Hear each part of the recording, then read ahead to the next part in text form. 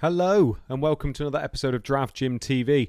As always, you are joined by me, Andy, FPL Teach Mode, and this week we are going to be looking at 6 more teams. That's right, 6 more teams. And if you're thinking, cool, that's a weird schedule, that's because I'm genuinely worried we've hardly got any time left and I want to try and get these preview streams in. So we have got 6 teams we're looking at today. We're looking at 12th to 7th in our Premier League table, where we think, as Draft Gym content creators, where we think the teams are going to finish. So this is just a prediction, an average prediction based on where we all think they're going to finish. So from 12th to 7th now. Now, as you can see below me there, you'll get a little bit of a sneak peek as to who you think, which teams will definitely be in the preview stream tonight.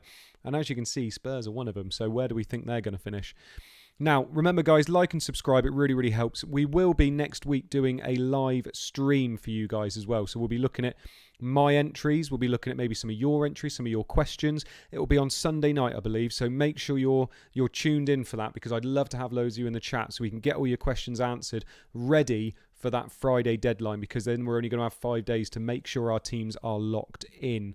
Now, before I do anything else, like I said, like and subscribe. Thank you very much. To the right of me, yes, got it right. To the right of me, we have got a fantastic article, and it's going to be a series of articles, but this is just the beginning, from Rob Pick. You may know him from the Twitter community, great writer, and he is doing a FanTeam rookie blog.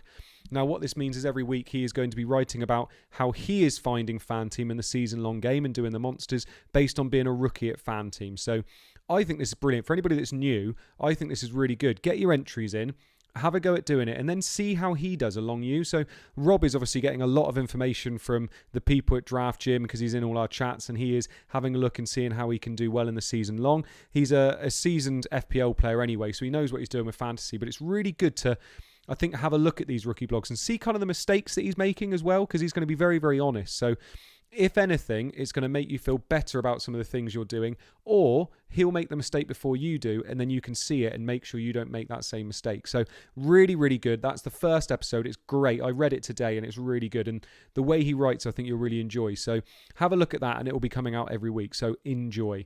Now, before we do anything else, I want to get straight into this. Remember, there are still transfers ready to happen. I'm trying my hardest to react to transfers as they happen. Unfortunately, when the video goes out a day later, it can be out of date. So do bear in mind that things can be a little bit off. Sometimes as well, the players aren't available in FanTeam yet. So I know I had a few comments about the Crystal Palace team. I literally couldn't put their 2 new central defenders in because they weren't in the game yet. So I do apologise for that. Just make sure you do listen. I usually mention it on the video. So without any further ado, let's get started with this week. Now, in 12th place, we predict that it will be Brighton. Now, Brighton had some cracking underlying stats last year. They just couldn't quite deliver on them. They've got a lovely start. I will say they do have a lovely start. And actually, I think they've got quite a few players that we can have a look at and think, actually, I don't mind having them in my team. Now, first of all, we've got to say Sanchez in goal, 4.5 million with the start they've got. And actually, he performed very well last year. I think 4.5 million is very, very good value for a starting keeper you know is there, for a team that defensively showed some very good stats last year as well. And actually, you can pair him. It's up to you. You can pair him with the Brighton reserve keeper and have just a 4 million keeper on the bench with Sanchez. That's absolutely fine. You could also have another 4.5 million keeper if you fancy doing rotating keepers. I think you're going to find Sanchez is in a lot of teams by deadline. Now, as you move forward up top in defence, I'm slightly worried about this Brighton defence because they seem to be losing players quite a lot. Lamptey was going to be in a lot of teams and now finds himself injured. Veltman will likely be his replacement, and actually I think Veltman isn't that bad of a choice, personally. I quite like him. Is he completely nailed? Maybe not. But for 4.5 million, I don't think that's bad. He did score, I think he scored 1 goal, maybe 2 goals last year, and had a few good crosses into the box when he played. So he's an okay choice for 4.5 million. My favourite choice in this back line is Dunk. Dunk will be playing every single game, 90 minutes, so you know you're getting those bonus points in FanTeam. He likes a shot as well. He takes shots. He's one of the best defenders in the game for taking shots. We know he gets 0.6 extra points for a shot on target, so he's worth looking at. He's been in a lot of my drafts, I'll tell you that now. Webster and Byrne, I think Webster's more nailed than Byrne. Byrne's going to be filling in at left back, which isn't great, is it? They could also go to a back 5, so all 3 of these could start, and they could start somebody else on the left. It could happen. Solly March could be the man that happens to, actually, but For me, I think I wouldn't be touching any of these defenders apart from maybe Veltman, but Dunk's the one I like. To be fair as well, I don't think it's bad having the double up of Sanchez and Dunk. So if you were to go that route, that's absolutely fine. I think the extra 0.5 for Dunk will be worth it. He is on a few free kicks as well, so definitely worth looking at that. Bissouma, I think for me, is the perfect 4.5 million midfielder. He'll play 90 minutes pretty much every week as long as he doesn't get sold. And for me, 4.5 million and a player that you know is going to play every week is perfect. That's exactly what you want from one of your midfielders. He does like the odd booking. He's a bit clumsy at times, but he's a baller and he can take a good shot. So you never know. What you really want from your 4.5 midfielder is those odd weeks where all of a sudden they have to play, that he could score a screamer. He'd scored I think he scored 2 maybe last year, and he's had little spells of scoring good goals. So I think 4.5 million is perfect for him. Solly March, it is worth mentioning, he's 5 million, but he is a defender in the game and he could be playing that left wing role. We don't know. I personally don't like him. I don't think he's nailed enough. I don't think I can rely on him. Yes, 5 million for a defender is lovely, but you're going to see a lot of people talking about it. And for me, I don't like it. That's just my personal opinion. I don't like the fact he's not nailed, and I want nailed players in my fan team. You think about it. If you've got nailed players that play 90 minutes every week, that's 11 extra points you're getting every week. It's big. It really is big. So make sure you get those nailed players. Grosh, I think, yeah, for 6 million, I probably want to go elsewhere. I'd also, for 0.5 million, if Brighton go on a good run and they start looking good attacking-wise, I think it's Trossard's the one I would probably want over Grosh. Grosh takes more of the set pieces, but Trossard, for me, is the explosive player. He's the one that, I know there was a blank game week last year and Trossard was captained by quite a few and he scored 2 goals against Newcastle, I think it was. So Trossard's definitely the explosive player. Will I choose to start with Brighton attacking assets? No, but they did actually show last year they've got the capability of being attacking. They just need to put it together and actually have somebody that scores the goals. And as you can see when we get to the two up front, Welbeck and Mopai, I mean, Mopai is he epitomised everything wrong with Brighton last year. Had so many chances. His XG was through the roof. Just could not convert those chances. Will he take the step up this year? He could do. Genuinely, he could do. And if he does, 6 million is going to look an absolute bargain. I think he could get to the 10 goal mark this season. There's no reason why he can't. But he could even take that next step up and get maybe 13, 14, 15. And like I said, if he does, then he's going to be an absolute bargain at 6 million. I think I'd be more on him than Welbeck, personally.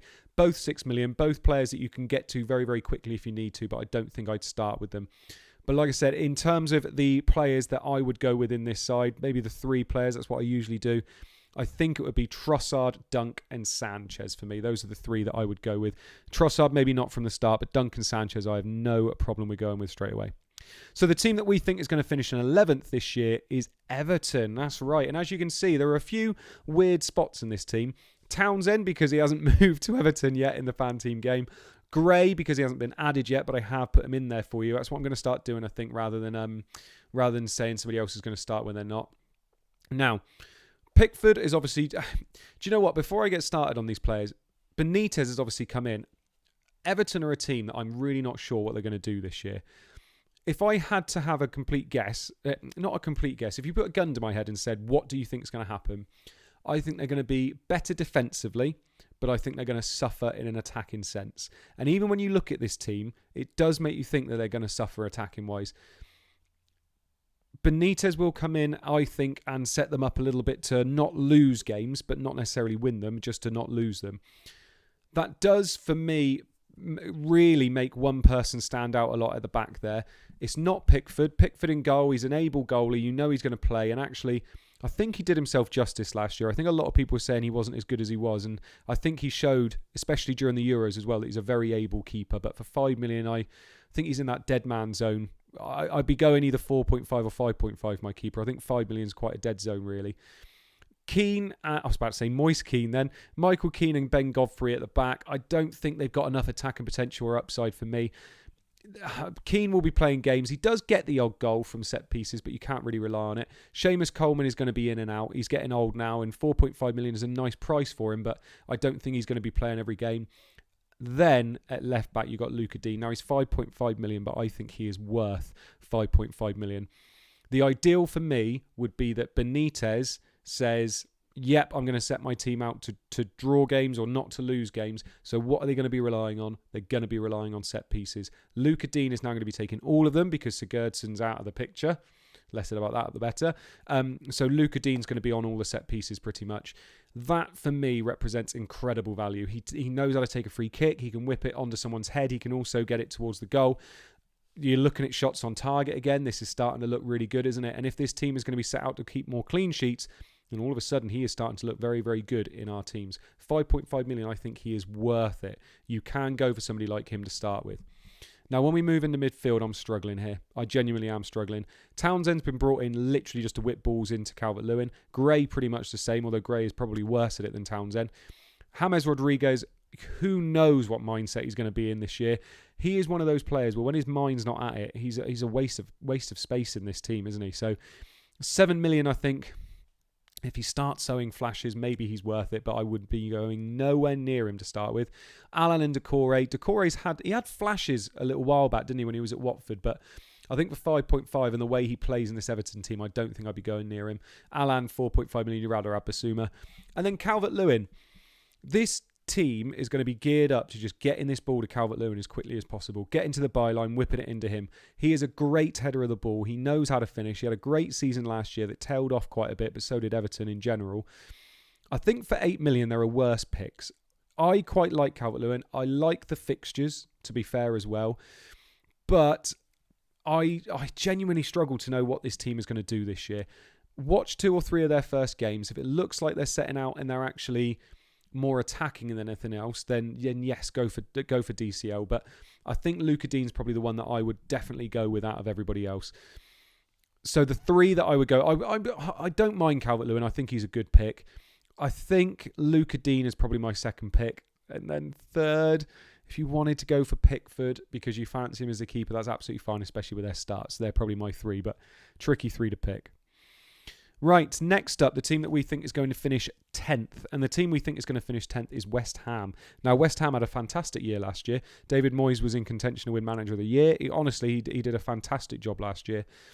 We're looking at this team now, and I'm genuinely wondering how they're going to get on with fans being back. I do. I think they're a team that are greatly affected when the fans are there and the fans get on their back. So we're going to see how they get on there. But I think there are some real options in this team. When we look straight away at the back, Fabianski's a great keeper.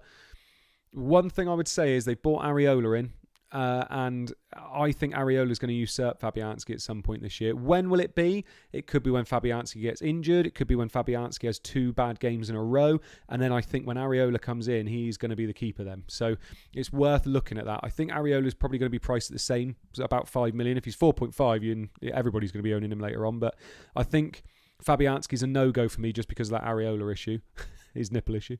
And then when you move forward, there's some great options in defence here, and it is the wing-backs. Soufal is my favoured one. I think for 5 million, the way he finished last year, whipping in the balls, he had a great Euros as well. He genuinely, I really like him. I think Soufal is a great option at 5 million. Is Cresswell worth the extra 0.5? I'm struggling to justify the extra 0.5 for Cresswell, mainly because at times they dropped to a back 5 and Cresswell tended to play at the very back as opposed to left back. So I think if Cresswell is playing on that left and he's bombing forward, it's lovely. He does take the set pieces and he can take a mean free kick as well, so that's lovely. And obviously shots on target again, we're thinking about those. But I'm struggling that extra 0.5 million for Cresswell. So I think if I were to pick out the 2, it would be Soufal. Then in midfield, we've got some options here that I think we can look at a bit more as the season goes on. Souček, I think he's somebody for me that was great last year. How are they going to do without Lingard in this team? Are they going to go straight back to relying on Souček? They might do, mightn't they? They might go back to, he's our main man, set pieces, corners, just pick out Souček. If that's the case, brilliant. For 6 million, you can see if that's the case in the first couple of weeks and then invest in him after that. 6 million is absolutely fine to do that. I love Ben Rama. I think Ben Rama is going to have a real year this year. Do you start with him? Probably not.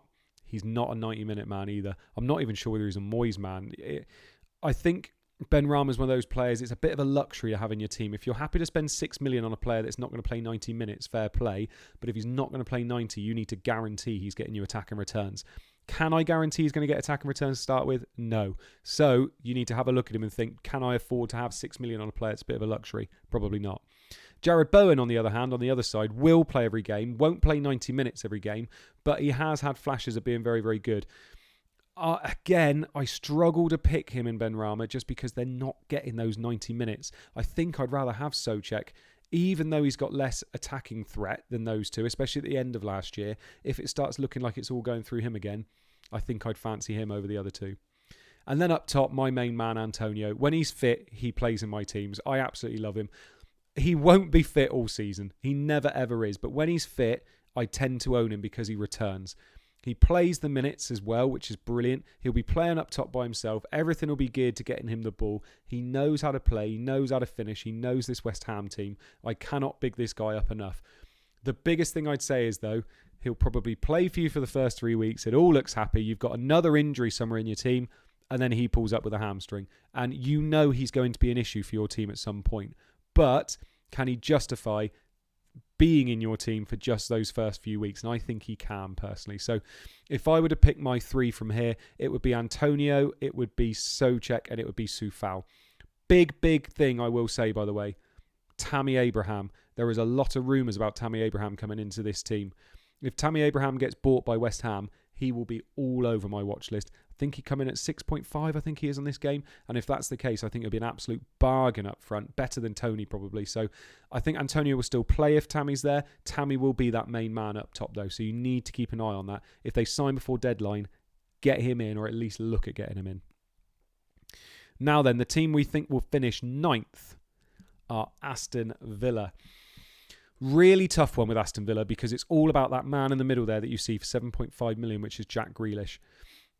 That he still hasn't gone. He's still going to be going back to training at Aston Villa. He could stay. He could go in the second or third week, which would not be ideal for us because obviously the deadline doesn't close until after the game has started. Now, I look at this Aston Villa team and I like it. I like this Aston Villa team. I've got El Ghazi on the right at the moment. That is most probably he's going to be dropping out, and it will be Bailey coming in, which is a lovely signing by them, by the way. But I really like this team. I love the start Aston Villa have. They've got 3 lovely fixtures to start with. It does drop off a cliff then, but I do like players in this team. I think Martinez is my favourite keeper in the game, regardless of price. If price wasn't an object, then I'd have Martinez in every one of my drafts. He's perfect. He saves galore. He keeps them in the games. He keeps clean sheets. He's lovely. Absolutely lovely. He does whatever you want from a keeper. And considering the save points you get in this game, he's brilliant. So he would 100% be in my team if it weren't for prices. And even then, I'd be maybe trying to get that extra 0.5, 1 million to upgrade to Martinez because I love him that much. Konsa is somebody that actually had quite a high XG last year. I think he was second or third amongst defenders for XG. So he is somebody that does like taking shots. I like Konsa as a player. He plays 90 minutes. I know he struggled a little bit last year because I think he had coronavirus actually at one point and was out for a while. But I like Konsa as an option for 5 million.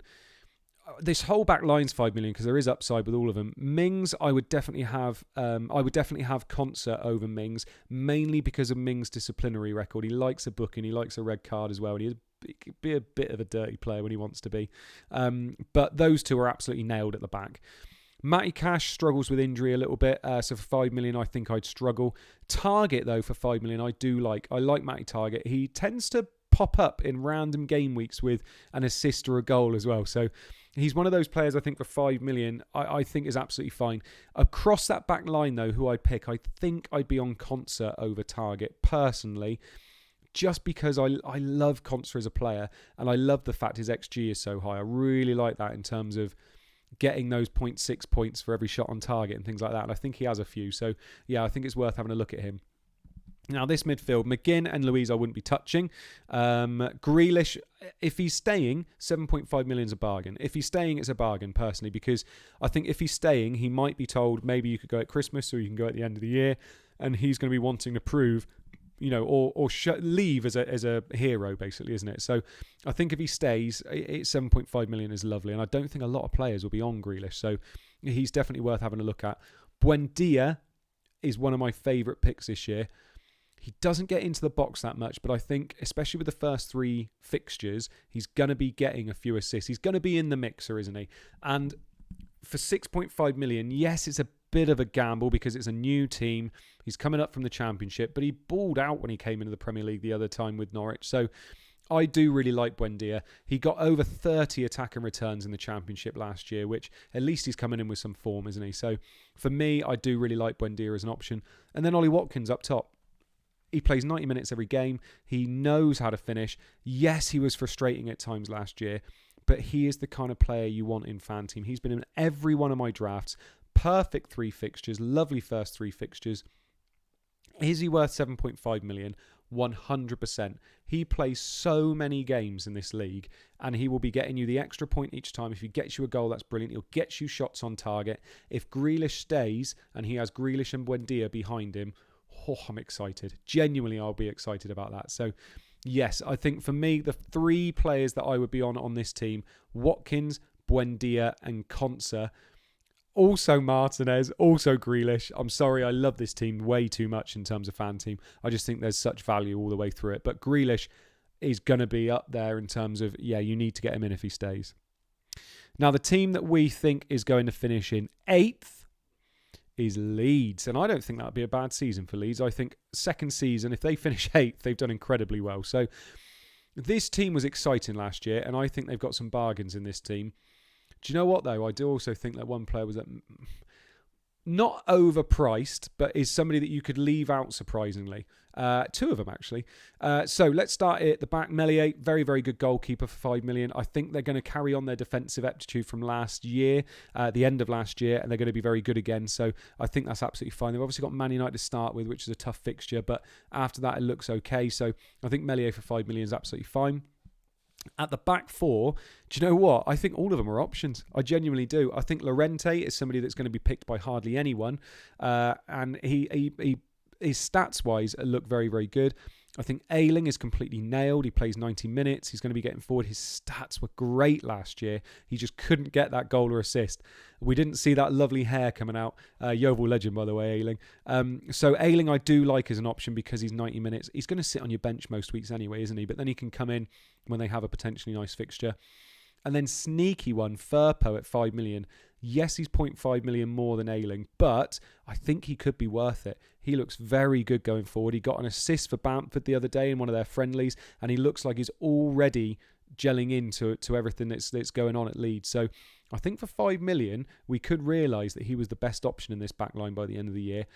But to start with, I think I'd be on Ayling or Llorente personally, and Ayling's been the one in most of my teams. Now, in the middle, I think this is where it gets interesting. This is probably one of the more interesting midfields we got. Phillips, I don't think you're going to touch because for 5 million, he's a defensive midfielder. But then the rest of them we can all actually consider. Dallas was absolutely incredible in defence last year. He's no longer a defender. He's now a 5.5 million midfielder. He's still gonna be earning about there though, isn't he? He's still going to be getting goals, still going to be getting assists. So for 5.5 million, a lot of people have ruled him out. Do not rule him out. He will still be in and amongst it. Rodrigo will most probably be playing up front with Bamford. For 6 million, I think that could be an absolute steal. I think he could be the bargain of this team, personally. He started to settle in. He started to get more minutes towards the end of the season. I really like him as an option. You need to keep an eye on him. If he is starting up front with Bamford, what you really want is that he's starting up front with Bamford, looking lively but not doing anything in the first couple of weeks, and then invest. Then get into someone like Rodrigo, and then all of a sudden he'll start returning, hopefully still playing up top, and still nobody else owns him. That's what you really want from someone like Rodrigo. Harrison for 6.5 million. I think you've got to talk about him and Rafinha at the same time. Is Harrison 1 million less than Rafinha for a reason? Yes, I think he is. I think Harrison sometimes goes off before 90, sometimes goes off 45, maybe, sometimes 60. So I think you're going to struggle to get that extra point from Harrison. But he knows how to haul. I like the idea of both of them, to be honest. I like the idea of a lot of these. In some respects, I might even miss Harrison and go Rodrigo and Rafinha. I quite like that. Rafinha for 7.5 million. I found it a little bit easier to keep him out of my teams, and the reason is because they're playing Man United up top. Because they're playing Man United in the first game. But for 7.5 million, I think he's worth 7.5 million. He's an absolute baller. It's probably his last year at Leeds because they're going to struggle to keep hold of him. And for 7.5 million, I do really like him. He gets assists, he gets goals, he takes set pieces. He's almost their talisman in the middle there now. But I do really like the idea of having a double up. Rafinha and Rodrigo, Rafinha and Harrison, I think is absolutely fine. And then that man up top, Bamford. I mean, what a season he had last year. So many goals, 7.5 million. That range, that 7.5 million range is just lovely at the moment, isn't it? I think people are going to be sleeping on Leeds because of their first fixture against Man United. But as soon as that's finished, there's no reason why you can't start looking at getting some Leeds boys in. If it were me, and this is tough to pick three again, I think it would be Bamford I'd be going with, Rafinha I'd be going with. And then, do you know what? I'm going to skip their defence. I'm going to go Rodrigo. I just love the idea of having that 6 million man up top. It looks very, very good in playing in midfield. So, yeah, probably Rodrigo. And then the team that we think is going to finish 7th is Spurs. Oh, Spurs finishing 7th. I worry that they're going to really miss Kane. I mean, any team would miss Kane, wouldn't they? I worry that they've got a new manager in now that's going to be a bit defensive. I've heard a few arguments to say, well, he wasn't defensive before he got to Wolves, but it's really hard to just forget everything you've done for the last 4 years and come to Spurs and, oh yeah, no, I'll be really attacking now. I think without Kane, you're going to realise that losing a player of his calibre is so detrimental to the rest of your team. And I know it sounds simple saying that, but in the same respect, like it happens. You can't just lose a talisman and the whole team be absolutely fine and still carry on scoring tons of goals. If we have a look up through the team, Lloris, 5.5 million. Yes, they're going to be more defensive potentially, but I think there's better keepers that are going to get you more save points than Lloris, personally. I think Dyer is Dyer, and Dyer and Sanchez, 4.5 million. At least they're nicely priced. I've gone nowhere near them in my team personally, just because there's no real upside. Now, Doherty and Reguilon. I like these two. If they play a 5 at the back, I really like them. If they are played as wing backs, and we know that Nuno Espirito Santo he's loved playing wing backs before. If he starts doing that, Reguilon and Doherty, I think, are going to be brilliant value for 5 million each. Reguilon's probably the one I like more, but Doherty's obviously had the history with Nuno, so keep an eye on those two. I won't be starting with them, but I need to keep them on my watch list. Then in midfield, I won't be touching any of them, if I'm perfectly honest. Bergwijn and Moura, I mean, they're going to get minutes, but it's not going to be brilliant, is it? They're going to be the ones that are coming off, if anybody. Dele Alli always flirts with us during the pre-season. Then does he do anything? No. So I think we're always trying to get Ali back to what he was, and I don't know whether he's going to be able to get there. I could be completely wrong, but for 6.5 million, if he starts looking like it, you can get him in, can't you? And then you got Højbjerg and Lo Celso. The big one there really is Son. He's a midfielder. He's going to be playing up top. He's going to be on pens if Kane isn't there. But is the downfall from Kane not being there low enough to mean that Son's potential returns are going to be better? He had an incredible season last year. An incredible start to the season, I should say, as well. I'm struggling at 9.5 million for him, especially when the fact they're playing Man City first. He's another one to watch for me. He's another one to look at and think, right, is this team just putting everything to get him the ball? He's not a striker. He's not. He is somebody that plays off a good striker, and he's a great player, and I'm no way am I saying he's not a great player. I struggle to look at him and think, yeah, that's where I'm going to spend my premium money. He's say premium money. He's just under premium, isn't he, at 9.5? I think 10 is more premium, but I just look at him and think, there's too many question marks for me. And I would much rather watch it to start with and then see how he gets on and wait for a good fixture, personally. So in terms of the players I would look at in this team, I think I'd have to go for Son, because he is the one that potentially could take the pens and could do well. And then it'd be Reguilon and Doherty, I think. They're the ones that I would then look at getting in my team and realistically thinking I might have them in my team at some point. So there you go. Do you agree? Do you disagree? Make sure you like and subscribe. We have then got our next 6 teams coming up this week, and then we will also have our live stream on Sunday, so make sure you're giving it a watch. Please go to Draft Gym and make sure you look at some of our content. It is fantastic, and it is going full pelt out now, ready for the start of the season. So remember to hit me up on Twitter if you ever have any questions. Oi, oi!